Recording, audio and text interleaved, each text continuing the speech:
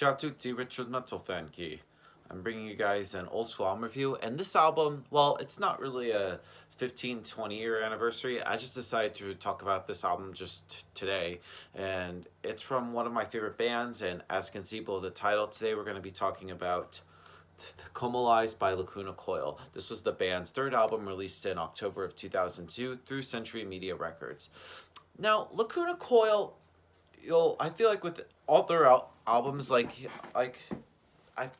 definitely, like, you when you hear any song for them, you could definitely tell which album they have. Like they pretty much evolved, like even from their debut album In a Reverie to Unleashed Memories to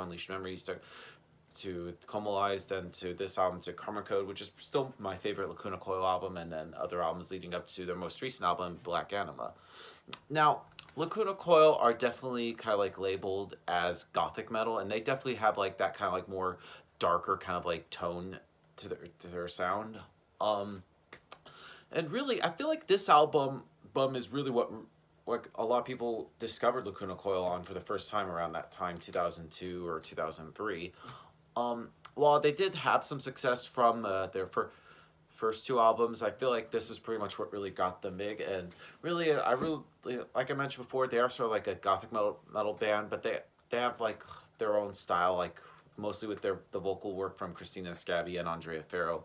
Farrow sort of like being like the main foundation, and while having like sort of the rest of the instrumentation going behind them. And really just they also like experiment, take like different approaches to every album or every song and stuff, but it's really mostly like their bass player Mackie that really just that sort of like is the brains behind mostly the instrumentally.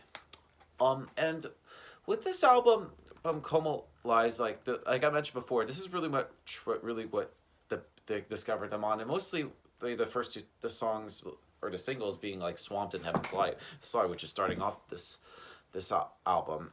But man, I think those are good songs, but I just think that like this album, I think there's a lot more behind those two songs. And just starting things off is with this album going right from the get go, we start off with the song The Swamp, which instantly starts off with the really great catchiness of Lacuna Coil, and Christina's voice just leads you in some really heavy guitar, and then Andrea's voice kind of like serving as almost kind of like a narrative or dialogue, just leads you right in, and then just Christina just comes in and just brings a really catchy chorus to it, and I think it's a good way to start off the song. And then we go into the next song being Heaven's a Lie.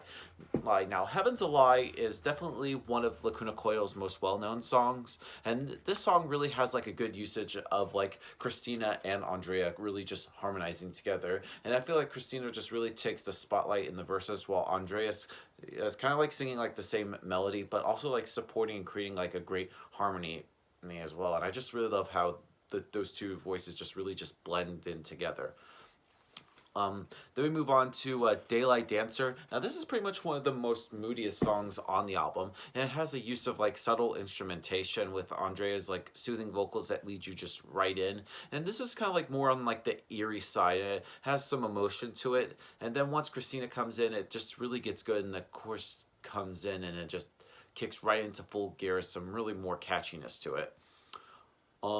Then we move on to the next song on the album, which is called Humane. Now, Humane, in my opinion, is one of the most underrated songs in the Lacuna Coil catalog, and I just really like the use of synth as well. So I know a lot of people will have like problems with like synth used in heavy metal, but I feel like Lacuna Coil just really just use it really well. And just typing the synth with sort of like the a cappella vocals from Christina is just really great. And you also get another element of sensibility and tenderness with Andrea's voice before the chorus. And then Christina's voice isn't like really just in your face, but I feel like it really just pulls you into like the whole composition and just the whole like thing behind the whole song. Moving on to Self-Deception. Now, Self-Deception, from what I've heard, this is like actually part of like two songs on the album, being like the title track and the song When a Dead Man Walks from their last album Unleashed Memories. Because I don't really know what the concept was, but it's just something I've heard, and I'm not sure it's 100% true, so if anybody in the comments can tell me, just let me know. But anyway, this song has a really good element of catchiness. It starts with the chorus kind of like played in reverse, which is a unique way to start it off, and it just kicks in full force with like Andrea's like voice in the verses, and then Christina kind of like utilizing some great vocals, and it's just really just mesmerizing. Next up is Aeon. Now, some people would consider this just a little interlude track before the next song, Tightrope, but I just think that Aeon deserves to be talked about as a song on its own. Now, it's a very mesmerizing song, and it just gives you a chance to just catch your breath, and it's just a great acoustic lead in and some really good vocals that also lead you in as well. And it ends with what would be the intro to the next song being Tightrope, which we'll talk about right now. Now, Tightrope is one of the most heaviest songs on here. It has kind of like a sci-fi like intro before kicking into one of the heaviest riffs on here. And I don't think we really hear anything until like more recent albums being like Delirium or Black Anima. And here it's like Christina on the chorus and like Andrea on the verses, which is kind of like a simple song structure, but I feel like Lacuna Coil just really makes it work good and just really makes it great. Then we move on to track 8, being The Ghost, Woman, and the Hunter. Now, this is definitely one of the more melancholic songs on here. Now, after 7 songs in, we really have like a sense of like experimentation on here. It's just a very emotional song, and it just gives you goosebumps, and it's just solely Christina, and there's like a little fewer heavy parts in here, but I really just think of it as like a melancholic ballad in a way. Then we move on to the next song being Unspoken. Now, this song, I wouldn't consider it kind of like symphonic metal, but it also has kind of like an epic kind of beginning, and it just wastes no time, and the vocals are kind of like holding the foundation while the instrumentations are sort of supporting it, and there's like snippets of like Andrea in the background, but I feel like this is the song that really just has Christina just taking the spotlight, and this song just really flows well, and it's another underrated Lacuna Coil song, kind of similar to Humane in a way. Okay. Then we move on to Entwined. Now, Entwined is like a favorite by many people, and I feel like this kind of like takes a laid back and more suspenseful turn, and it does kick in a little bit in the chorus, and it really has some harmonizing vocals, and Christina just leads you in really well, and it's a good way to just I don't know, it's a really good song.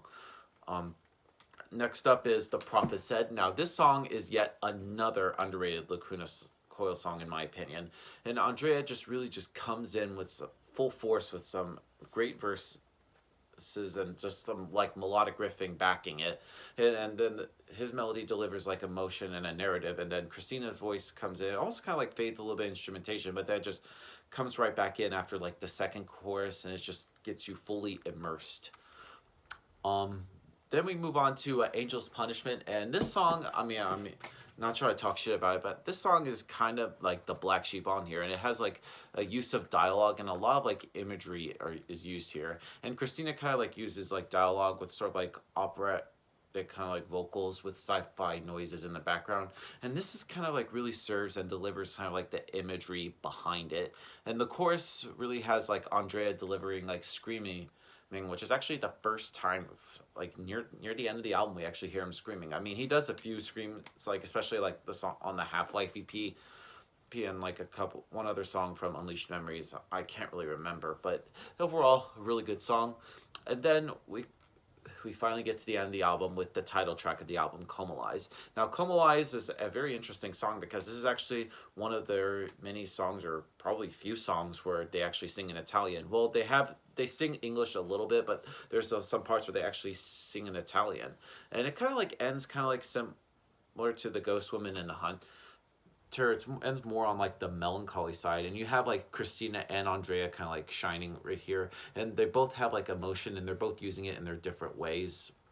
And that's just one thing I love about their vocals, like they just really go well together, and they both have like their own identity. Now, overall, Comalies by Lacuna Coil is a really classic album in their catalog, just a classic album in like gothic metal period. So if I were to give this album a score, I'm going to give Comalies by Lacuna Coil a solid 9.5 out of 10. So yeah, that's my review of the album, guys. Let me know in the comments what you guys think about the album, and I'll see you all in the next video. And as always, keep it metal. Grazie.